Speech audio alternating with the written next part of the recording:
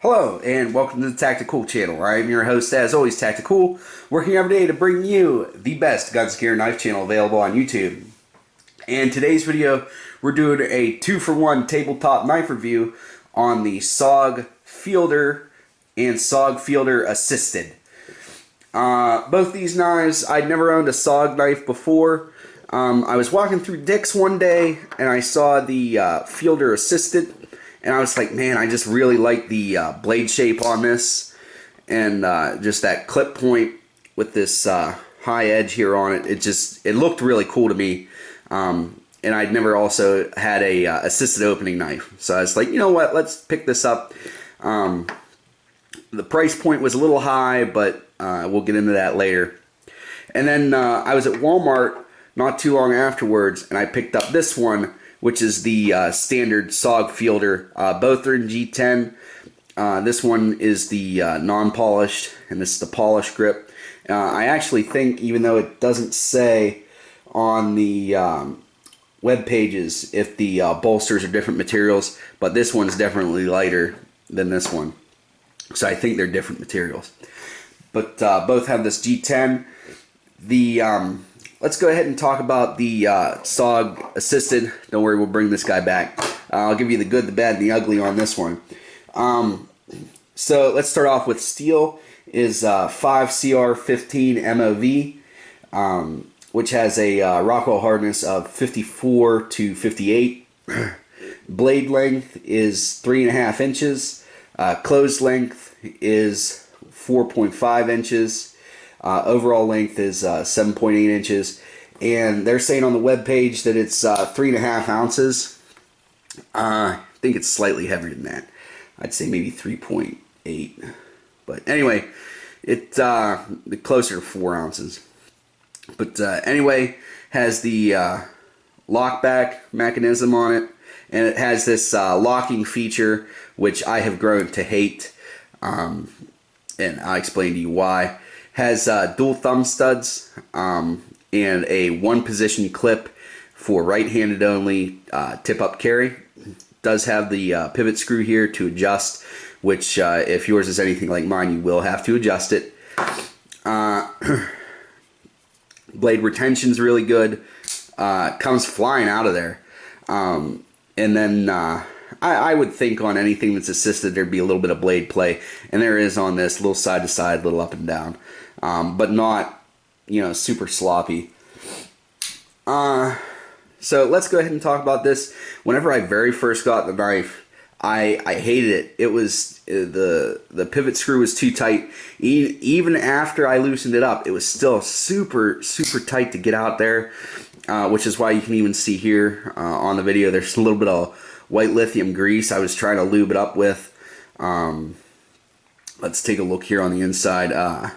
Just has this the spacers here on the back that you would think, since it's locked back, not milled out on the inside or anything. They could probably lose a little bit of weight if they went ahead and took that extra step, especially for $40.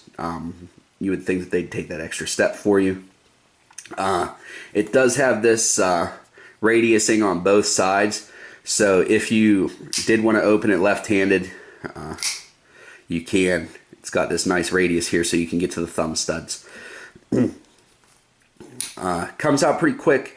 Now, what I was getting at with how hard it was to come out, I hated this knife to the point after I got it, to where I was like, SOG is such a well-liked brand. There's no way that all their knives are this way. Maybe I just got a lemon.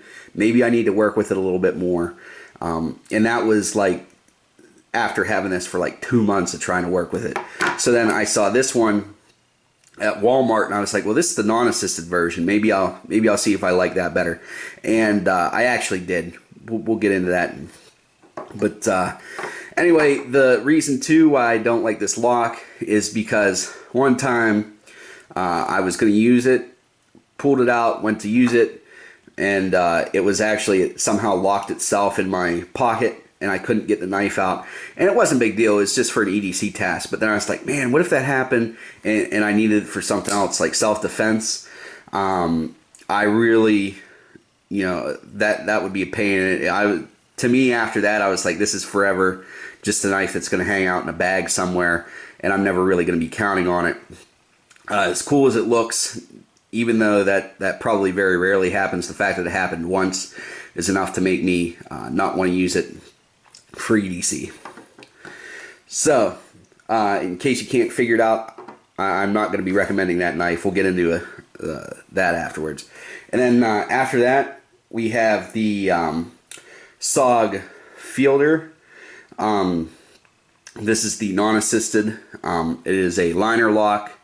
Has a one position clip again. This one's in tip down only carry. I'm at the point now in these knife reviews where, you know, if you're going to put a clip on it, it needs to be 4-position clip. It's stupid to not do that. You're cutting off half your market basically by not having the left-handed carry. And then depending on your philosophy, tip up or tip down is enough to make you not want to buy it. So I feel like that was a big miss on their part. They also only have the one thumb stud, which to me is a miss. Put 2 of them on there. And then also for the thumb stud, it's not radiused at all. So I was finding sometimes, now I never went for it and missed it, but you really got to dig your thumb in there sometimes to make sure that you're going to go ahead and get the blade. Whereas this one had an advantage over it where it was radius to get to the thumb stud.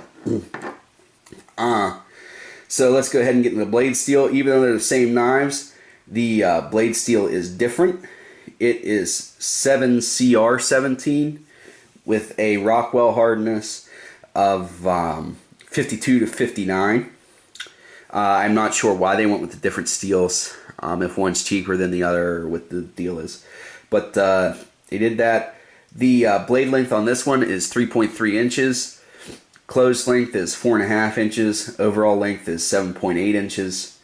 And then this is still that same clip point design. Has the G10 handles, although you can get this one with the wood handles if that's what you like. And that's about it. No hiccups with this one, other than I was just a little disappointed about that this part wasn't radiused and that it wasn't true ambidextrous. Now I'm right-handed, so it wasn't a big deal for me, but this is a little bit, you know, if you're going to put it out there, you might as well do it right. Oh, and also the weight on this one, it says 4.4 ounces on this one, so it is heavier than the assisted. I would say that the difference that they have listed of 3.8 and 4.4 is probably right, although I think they're both a little bit heavier than what they're saying on the webpage. So let's go ahead and get in the price and value. Now, the SOG Assisted, granted, I bought it at Dick's, so you know that I paid a little bit more for it. But this was $40 when I picked it up. And at the time, I was like, it's an assisted, SOG is supposed to be a good name brand. I'll pay it. This, the SOG Fielder non-assisted, was only $19 at Walmart. And I think at $19, it's a really good value for $19. However, if it was up to me, I would almost say switch these value-wise. I would pay $40 for the non-assisted, and after using the assisted, even though I got it loosened up and it opens pretty regularly and without a lot of effort now, I would still, more than $20, I probably wouldn't buy it. So scale 1 to 10, probably a 7 on the non-assisted, just because I got to knock it for the not true ambidextrous thumb studs, no 4-position pocket carry clip, and then not having this radius here. But other than that, I mean, it's put together well, no blade play whatsoever, but still going to give it a 7 out of 10. It's a good knife. I'd recommend it, especially at the $19 price point, if you can find it for that, and I believe Amazon has it for pretty much that same price. I'd tell anybody, if you're looking to get into knives for an EDC knife, this is somewhere to go. Now, this knife, I'm going to go ahead and rate the assisted at probably 5 out of 10. Again, it functions as a cutting device, so it has to get some sort of score, but the fact that it's double what the other knife is does, you know, the same task basically, but it was just so hard to get this knife worked in, and also the fact that the lock locked up on itself, and the non 4-position pocket clip. You know, at least make it 2-position. If you're gonna cheat us out of 4-position, at least give us 2 positions so that right and left-handed people can carry it. The only reason it's getting a 5 out of 10 instead of less is because they radiused this out. Other than that, I really don't like this knife, especially at $40. If it was $20, I'd be like, maybe. You know, if you win one just for fun. But the non-assist is definitely the way to go. As always, that's all I have for you guys today. Please remember to like, comment, and subscribe so that you can be one of the first to view my videos as they become available. Till next time, tack out.